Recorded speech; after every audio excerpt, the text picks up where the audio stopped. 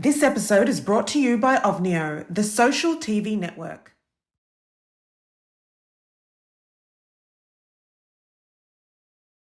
Kathryn Ram, welcome to Back Cover News. How are you? Well, thank you. It's such an honour to have you here, and you look beautiful in orange, by the way. Thank you for having me, and you look stunning in green. Thank you. This is actually the first time I'm filming inside my home/studio, so very exciting. Congratulations. I'm really looking forward to chatting with you today because you have one of the most amazing stories, I think, and testimonies that I think, I've ever heard. You've been through quite a lot, but you would never know just by looking at you because you're such a ball of sunshine. You're always happy, such a beautiful spirit. And I really think by sharing your story, hopefully we can help other families as well. In 2018, you tragically lost your 2-year-old son, Isaiah. And, first of all, my condolences. I know we've spoken since then. I actually interviewed you back in 2018 when it was quite fresh, but that's probably every parent's worst nightmare, is to bury their child. How are you today? I am pushing through life. I've got a 5-year-old daughter, and she's a handful, Ezra. Yeah. And she makes me appreciate life day to day. And, we're pushing through grief, and this is life, and life is beautiful. So we're just doing it. Yeah, and you're doing it very, very well. For those that don't know, you were actually pregnant at the time that you lost your 2-year-old son, weren't you? So I was going on to 8 months pregnant with Ezra. So that's when my whole world had just turned upside down. So what was meant to be, welcoming my second born into the world with her brother beside her turned into, before she was born, we buried him. So it was a full on 3 months. Yeah. Yeah. Absolutely. And I remember you telling me at the time, Isaiah was perfectly healthy. You never had any medical complications, any health issues. And it was literally one day he was here, the next day he was gone. What happened? So Isaiah was unwell for a couple of days, and which then went to a week. And the mother's intuition was like, something's wrong, something's going on. Was it cold and flu symptoms? What was Yeah, wrong so with it him? was just cold and flu symptoms we started off with. And then just loss of appetite, no energy. And that's when my mind was just like ticking away, like, something's not right. Something's going on. Yeah. Yeah. So in 2018, I interviewed you. You were distraught, as any parent would be.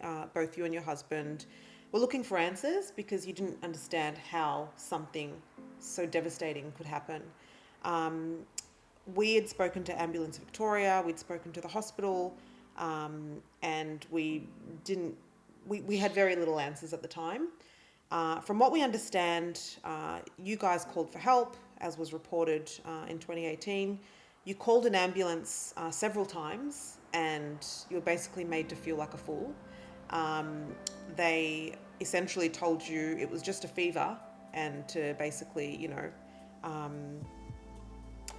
just take him home and, he'd be fine. Give him some Panadol or Nurofen and he'd be fine. And then a few days later, after you'd called for help, he was dead. I mean, it's just mind-boggling how this could happen, especially in a country like Australia where we're so, we are privileged. We have one of the best, you'd think, we have one of the best healthcare systems in the world, but it's looking more and more like, particularly here in Victoria, our healthcare system is really starting to buckle under pressure. And in fact, pediatric deaths are on the rise. So this seems to be getting worse because in the last 5 years alone, government data shows that 36 babies have died in the last 5 years, and many have suffered harm after adverse events and errors within the state's maternity healthcare. So this is getting worse, and there don't really seem to be any immediate solutions to improve our healthcare system. How does an event like this change you as a person and as a mother? It changes you completely. Your whole life shatters.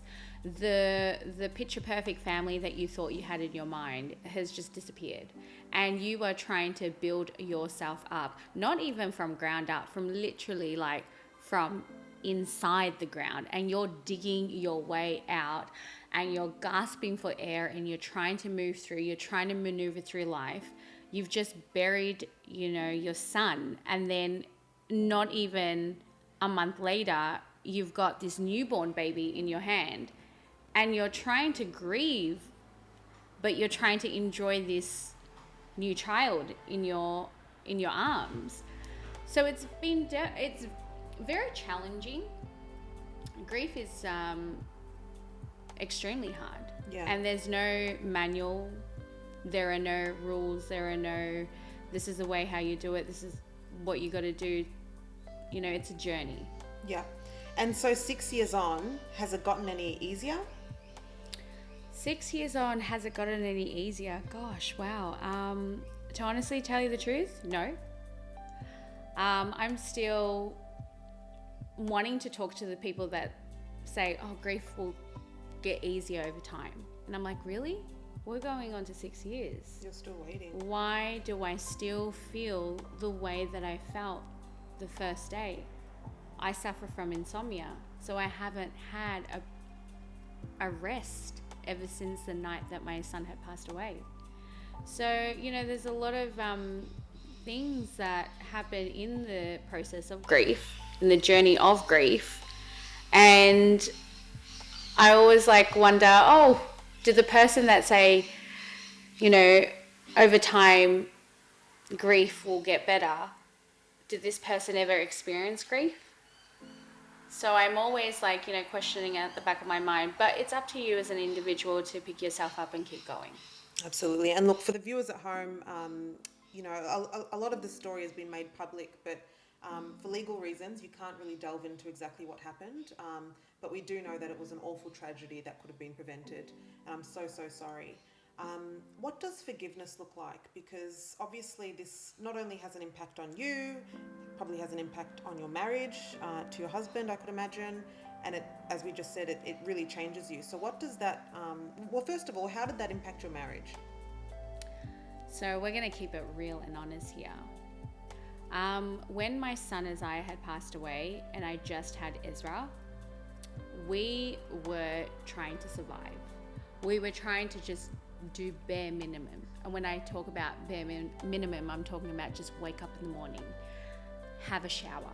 We didn't even think about our marriage. We couldn't even care less. It was just trying to survive each day, and we've got this little human with us, and we're trying to push through and maneuver through life, and then life still continues. You still got bills, you still got the responsibility of running a household, still got a responsibility of being a parent. Mm-hmm. So the last thing on our mind was this marriage, and we were just ready to throw it in and be like, that's it, we're done, we don't want to do this anymore, because I cannot physically, mentally take care of this marriage. And we've pushed through and we're here, but each day is a journey, and each day we're walking through this life of grief. And I think the only thing that's kept us together is he is the only person that felt what I felt on that day. Nobody else knows what I went through. Nobody else saw what I went through. And so I think that is the reason why we're still here together after Isaiah's passing, and also wanting to keep that family unity for Ezra.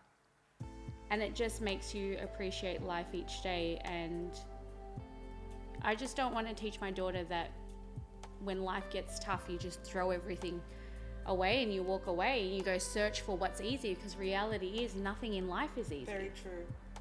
What does forgiveness look like for you, and did you ever blame yourself? Well, at the very beginning of the grief, we had a lot of anger and resentment to one another. Yeah. And we were very, very awful to one another, and it was constant I resent you and I hate you, and how could you not know, and how could your mother intuition not kick in? And also I was blaming myself as well, like, where was that mother intuition that you always hear and talk about, right? Where was it? But just allowing myself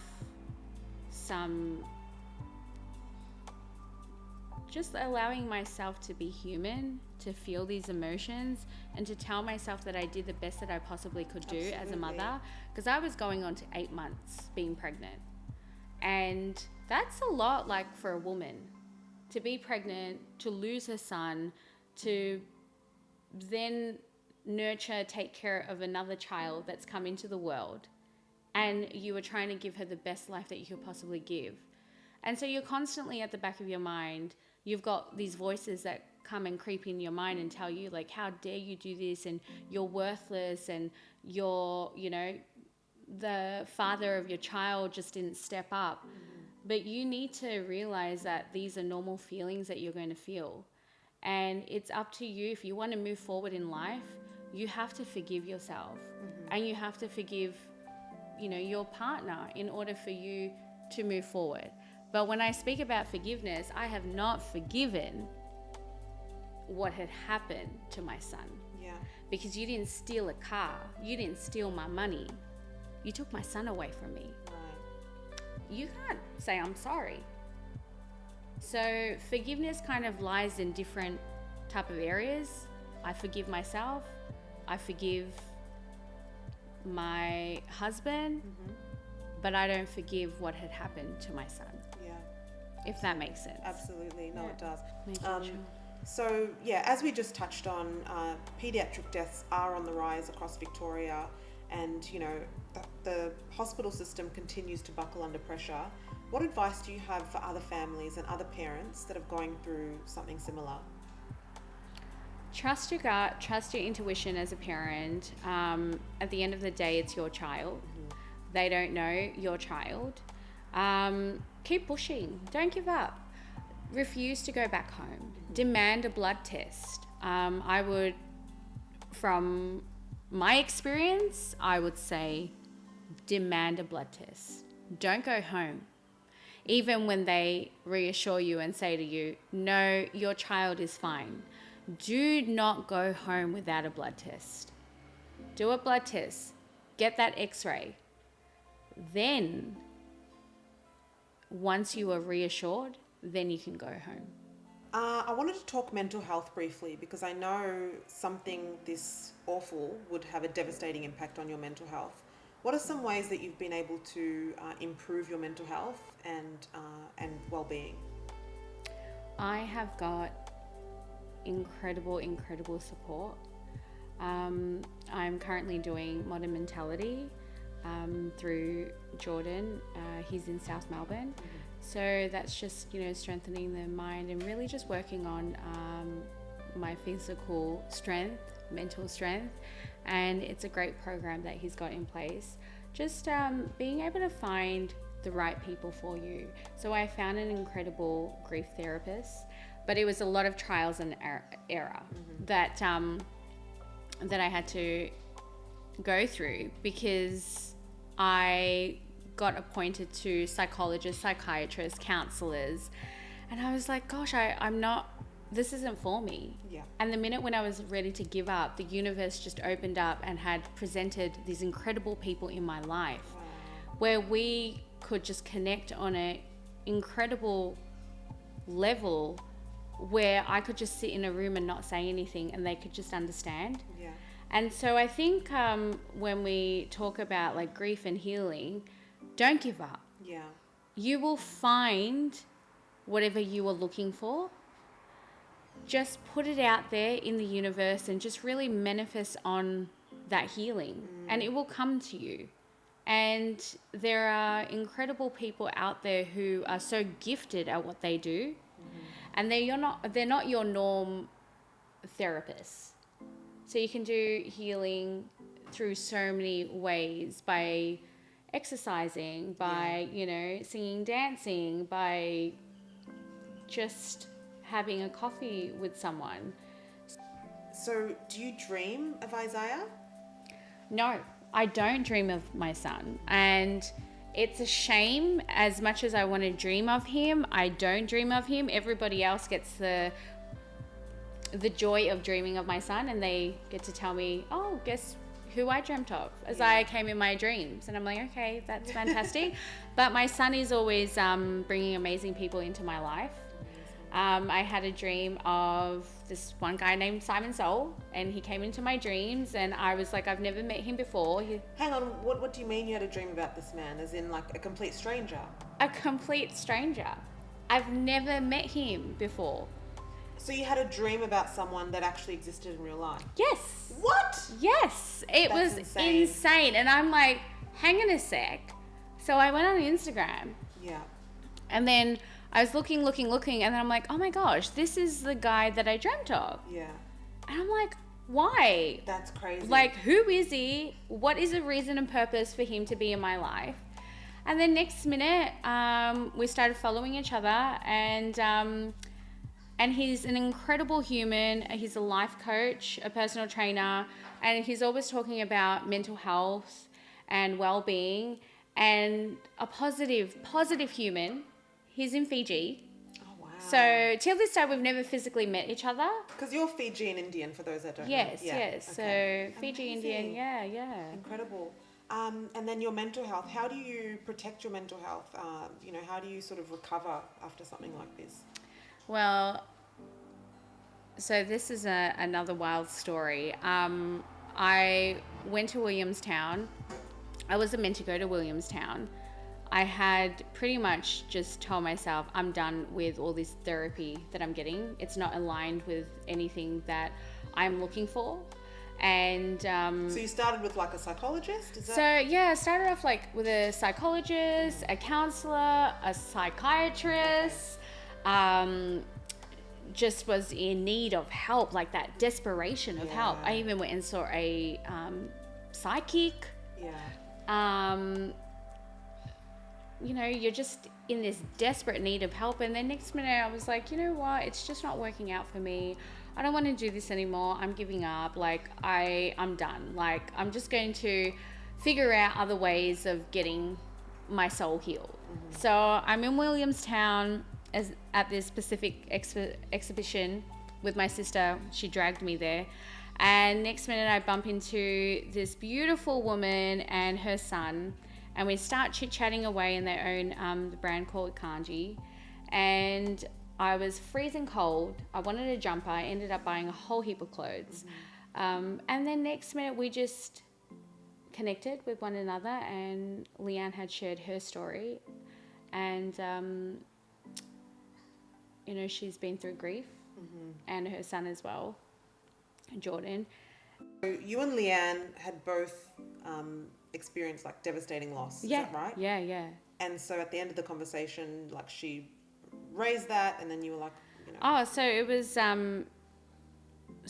was kind of like midway through the day, we just like I kept coming back to the table and chit-chatting, and then she just mentioned to me briefly like how she lost her son. Oh, wow. And I sat there like in disbelief. I don't know if I should tell her about my experience. I don't know if I want to do that, because I'm very like picky and choosy who I want to tell about my son. Personal, yeah.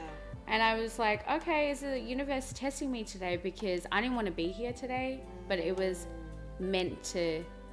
I was meant to meet her. Absolutely. I was meant to meet Leanne. I was meant to meet Jordan, and I was meant to be at the event. Yeah. And she shared her story, mm-hmm. with me, and I kind of like stood back and just watching her son, and I always like doubt myself as a mum, like, am I doing a great job? To be able to watch this woman who's raised an incredible son, like that gave me hope. Yes. And to talk to him as well, Jordan, I was like, yeah, this turned out well. Yeah. This turned out, he's good.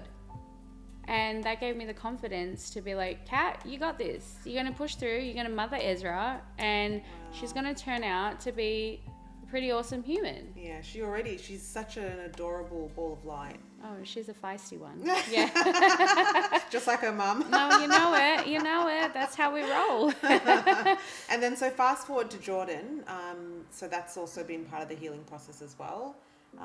With the Ikanji, is it? Or Yeah, so they own the brand Ikanji, and that's the jumper that I bought that day. And that's how we started talking. Right. So I bought like a whole heap of like clothes because I was cold that day. I was Yeah. freezing. And I didn't actually know much of it. I didn't know, like, all I wanted was a jumper. yes. And then next minute, one thing led to another. And yeah, when I was about to give up on this whole healing journey, Yeah. I was reconnected. Not reconnected. It's amazing how the universe works, right? Yes. Like I feel like right time, right place, right time kind of thing, you know? It was Absolutely. obviously what you needed in that moment, and that's probably, you know, Isaiah looking down on you and just making sure that you're okay, you know? Absolutely. You know, when you're sitting in that quietness and you're like, I don't want to do this anymore. Yeah. You know, I really want to tap out. Yeah. And then the minute, and I've noticed one thing about my life is the minute when I'm like, I want to tap out, my son would just be like, nah, mum, I'm going to bring people into your life, left, right, center. Let's go. This is life. This is the journey that you're on. Wow. And you're going to meet incredible people that are going to help you. Yeah. And so right now I'm currently doing a program with Jordan called Modern Mentality. Yeah. And, you know, if somebody had told me 5 years ago that I will be doing a program, I'll be like working out, I'll be doing X, Y, Z, it will be a joke. Yeah. Because 5 years ago, I wasn't that person. Yeah. So I have to say you have changed a lot since I've known you for years. Yeah. It's, but this is growth. And I always have a saying in life, like, just don't be the victim. Yes. Don't play the victim card. You've got two choices in life. You can be the victim or you can just get up, shake it off, have that cry, wipe your tears, let's go. Yes. And enjoy the process, enjoy the journey. Eventually you're going to get to your destination, but just enjoy your scenery and everything that's around there. Yeah. Beautifully said. I should say we did put questions to the state government regarding the health system and the rise in paediatric deaths. And a spokesperson said, any death is a tragedy, particularly that of a child, and our thoughts are with the families who are suffering unthinkable grief. Our new Safer Care for Kids initiative will give children and their families and carers a voice so they can more easily raise their concerns with health workers if they notice worrying changes in their child's health. And you can read that full statement on our website, backcovernews.com. How do you spend your time? How do you keep busy? So I'm currently working with Bartier. They are a intimate events, just incorporating music, art and fashion and having incredible people come through and just showcasing their amazing talent. Love it. So we have currently got 3 series going on at the moment at Purple Pit in Collins Street. Come down if you guys are ever free and want to be entertained and want to, you know, see what Australian artists can showcase. Yeah, definitely. Yeah. I'll be there next week, right? Next week on the 24th, guys. Yep. Anzac Eve. Amazing. Kathryn, thank you so much for being here. I believe that your vulnerability is going to help other families and hopefully we see changes within our healthcare system as well. Thank you. It means a lot. Well, thank you so much for giving me the opportunity at Backcover News to be able to share my story. I really appreciate it. So thank you.